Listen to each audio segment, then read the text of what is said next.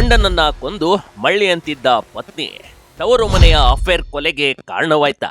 ಅವಳೇ ಬೇಕು ಅನ್ನೋ ಒಂದು ಹಠಕ್ಕೆ ಅವ್ನು ಬೇಡ ಬೇಡ ತಂದ್ರೂ ಅವಳನ್ನೇ ಮದುವೆ ಮಾಡ್ಕೊಂಡ. ಅವಳು ಮದುವೆ ಸೀರೆ ಕಾರಣದಿಂದ ಒಂಥರ ಮೆಂಟಲ್ ಆಗಿಬಿಟ್ಟ ಅವನು.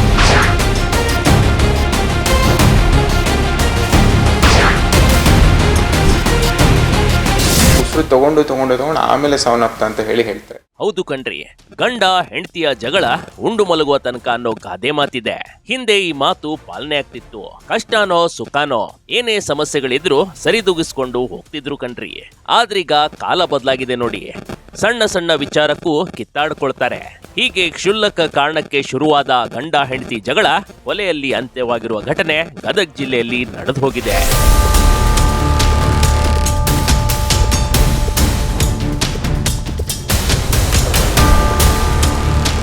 ಬೈ ಈ ರೀತಿ ಘಟನೆ ನಡೆದಿರುವುದು ಗದಗಿನ ನರಗುಂದ ತಾಲೂಕಿನ ರಡ್ಡೇರ ನಾಗನೂರು ಗ್ರಾಮದಲ್ಲಿ ಕಣ್ರಿ. ಹೀಗೆ ಫೋಟೋದಲ್ಲಿ ಮಳ್ಳಿಯಂತೆ ಕಾಣ್ತಿರುವ ಪತ್ನಿಯೇ ಗಂಡನನ್ನ ಕಬ್ಬಿಣದ ರಾಡ್ನಿಂದ ಹಲ್ಲೆ ಮಾಡಿ ಕೊಲೆ ಮಾಡಿದ್ದಾಳೆ. ಪತ್ನಿ ಕವಿತಾಳಿಂದ ಪತಿ ವಿಶ್ವನಾಥ್ ಬರ್ಬರವಾಗಿ ಹತ್ಯೆಯಾಗಿದ್ದಾನೆ.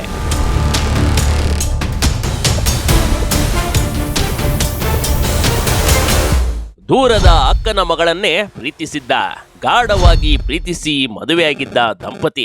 ಅವರಿಬ್ಬರು ಒಬ್ಬರಿಗೊಬ್ಬರು ಗಾಢವಾಗಿ ಪ್ರೀತಿ ಮಾಡ್ತಿದ್ರು.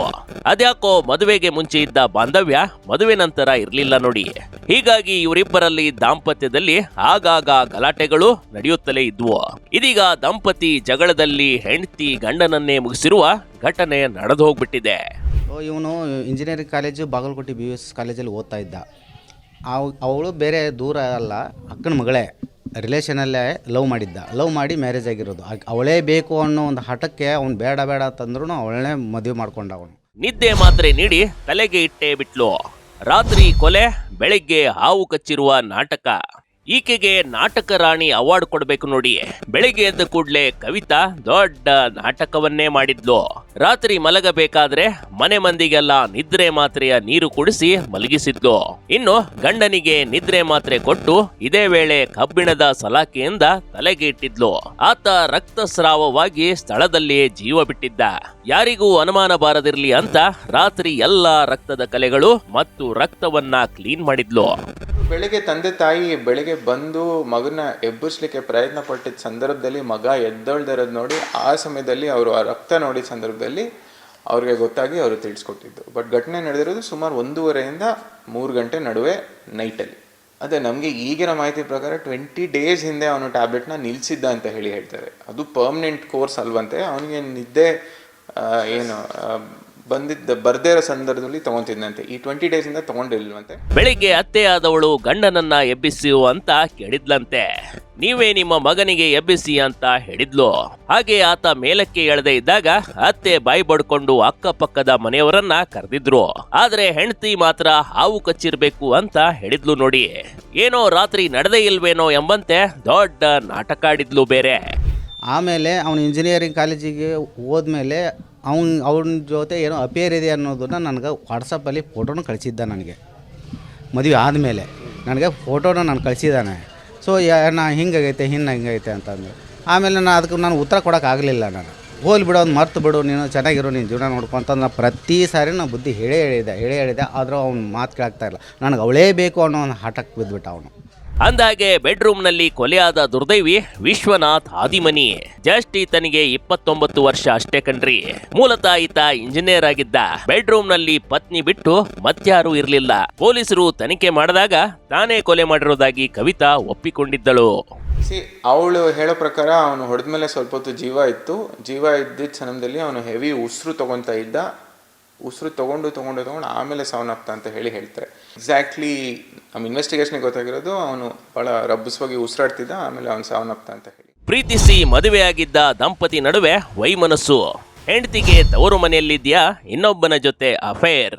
ಮೂಲಗಳ ಪ್ರಕಾರ ವಿಶ್ವನಾಥ್ ಮತ್ತು ಕವಿತಾ ಕಳೆದ 2022ರಲ್ಲಿ ಪರಸ್ಪರ ಪ್ರೀತಿಸಿ ವಿವಾಹವಾಗಿದ್ರು. ದಂಪತಿಗೆ 3 ವರ್ಷದ ಗಂಡು ಮಗ ಸಹ ಇದೆ. ಪ್ರೇಮ ವಿವಾಹವಾಗಿದ್ದರೂ ಮದುವೆ ಆದ ಆರಂಭ ದಿನಗಳಿಂದಲೇ ಇಬ್ಬರ ನಡುವೆ ಸಣ್ಣ ಪುಟ್ಟ ವಿಷಯಗಳಿಗೂ ಮನಸ್ತಾಪಗಳು ಶುರುವಾಗಿದ್ವು. ದಂಪತಿಗಳ ನಡುವಿನ ವೈಮನಸ್ಸು ದಿನದಿಂದ ದಿನಕ್ಕೆ ಹೆಚ್ಚುತ್ತಲೇ ಇತ್ತು ನೋಡಿ. ಹಾಗೆಯೇ ಕವಿತಾ ಪದೇ ಪದೇ ತವರು ಮನೆ ಸೇರ್ತಿದ್ಲು. ಮೂಲಗಳ ಪ್ರಕಾರ ತವರು ಮನೆಯಲ್ಲಿ ಕವಿತಾಳಿಗೆ ಇನ್ನೊಬ್ಬನ ಜೊತೆ ಅಫೇರ್ ಇತ್ತು ಎಂಬ ಮಾತುಗಳು ಕೇಳಿಬರ್ತಿವೆ. ಸೊ ಅದು ಏನಂತ ಗೊತ್ತಾಗ್ತಾ ಇಲ್ಲ. ಅವಳ ಒಂದು ಆಡಿಯೋ ರೆಕಾರ್ಡಿಂಗು ನನ್ನ ಹತ್ರ ಇದೆ. ಅದನ್ನು ನಾನು ಕೇಳಿಸ್ಕೊಂಡೆ. ಇನ್ನು ಅವನ ಮಗ ನನಗೆ ಹುಟ್ಟಿದ್ದಾನೋ ಇಲ್ಲ ಅಂತ ಅವನಿಗೆ ಒಂಥರ ಸಂಶಯ ಬಂದ್ಬಿಡ್ತು. ಸಂಶಯದಿಂದ ಈ ಥರ ಮೆಂಟಲ್ ಆಗಿಬಿಟ್ಟ ನನ್ನ ತಮ್ಮ. ಸಂಧಾನ ನಡೆಸಿ ಒಂದು ಮಾಡಿದ್ದ ಗ್ರಾಮಸ್ಥರು ಗಂಡನ ಮನೆ ಸೇರಿದ್ದಳು 15 ದಿನಗಳ ಹಿಂದಷ್ಟೇ.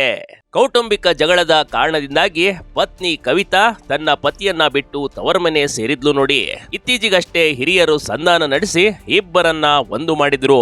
ಅದರಂತೆ ಕೇವಲ 15 ದಿನಗಳ ಹಿಂದಷ್ಟೇ ಕವಿತಾ ತನ್ನ ಗಂಡನ ಮನೆಗೆ ಮರಳಿ ಬಂದಿದ್ಲು. ಆದ್ರೆ ಮನೆಗೆ ಬಂದ ಮೇಲೂ ಇಬ್ಬರ ನಡುವೆ ದಾಂಪತ್ಯ ಕಲಹ ಮಾತ್ರ ಮುಗ್ದಿರ್ಲಿಲ್ಲ. ಈ ಮನೆಯಿಂದ ಫೋನ್ ಬಂದ ಮೇಲೆ ನಾನು ಬಂದು ನೋಡಿದಾಗ ನಾನು ನೇಣು ಹಾಕ್ಕೊಂಡಿದ್ದಾನಂತ ನಾನು ತಿಳ್ಕೊಂಡಿದ್ದೆ, ಸೂಸೈಡ್ ಮಾಡ್ಕೊಂಡಿದ್ದಾನಂತ. ಆದರೆ ಅವ್ನ ತಲೆ ಹಿಡಿದ ಮೇಲೆ ನನ್ನ ಕೈ ತುಂಬ ರಕ್ತ ಬಂತು. ಆವಾಗ ಗೊತ್ತಾಯಿತು ಇವನಿಗೇನೋ ಮರ್ಡರ್ ಆಗಿದೆ ಅಂತ ಅಂದ್ಬಿಟ್ಟು. ಆಮೇಲೆ ನಮ್ಮ ಊರಿನ ಗುರು ಹಿರಿಯರು ಎಲ್ಲ ಸೇರಿ ಪೊಲೀಸ್ ಸ್ಟೇಷನಿಗೆ ಫೋನ್ ಮಾಡಿ ಅವ್ರನ್ನ ಕರೆಸಿದ ಮೇಲೆ ಅದು ಎನ್ಕ್ವೈರಿ ನಡೀತಾ ಇದೆ. ಜಗಳ ಕೊಲೆಯಲ್ಲಿ ಅಂತ್ಯ, ಬೆಡ್ರೂಮ್ನಲ್ಲಿ ಭೀಕರ ಕೃತ್ಯ. ಬುಧವಾರ ರಾತ್ರಿಯೂ ಸಹ ಪತಿ ಪತ್ನಿಯ ನಡುವೆ ತೀವ್ರ ಸ್ವರೂಪದ ಜಗಳ ನಡೆದಿದೆ ಎನ್ನಲಾಗ್ತಿದೆ. ಈ ವೇಳೆ ತೀವ್ರ ಆಕ್ರೋಶಗೊಂಡ ಕವಿತಾ ಪತಿ ವಿಶ್ವನಾಥ್ ಮಲಗುವ ಕೋಣೆಯಲ್ಲಿದ್ದಾಗ ಮನೆಯಲ್ಲಿದ್ದ ಕಬ್ಬಿಣದ ಸಲಾಕೆಯನ್ನು ತಂದು ಆತನ ತಲೆ ಹಾಗೂ ದೇಹದ ಭಾಗಕ್ಕೆ ಜೋರಾಗಿ ಹೊಡೆದ್ಬಿಟ್ಟಿದ್ಲು. ಪತ್ನಿಯ ಭೀಕರ ಹತ್ಯೆಯಿಂದಾಗಿ ರಕ್ತಸ್ರಾವಗೊಂಡ Vishwanath ಬೆಡ್ರೂಮ್ನಲ್ಲೇ ಕೊನೆಯುಸಿರು ಚೆಲ್ಲಿದ್ದ.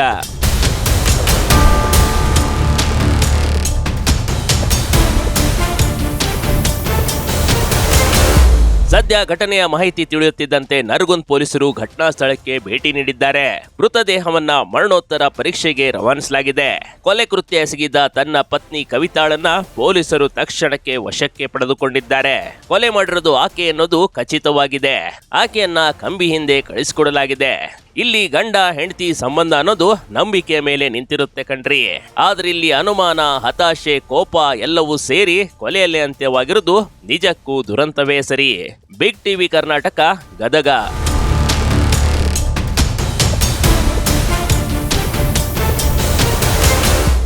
Big TV Karnataka YouTube ಚಾನೆಲ್ಗೆ ಈಗಲೇ ಸಬ್ಸ್ಕ್ರೈಬ್ ಮಾಡಿ. ಧನ್ಯವಾದಗಳು.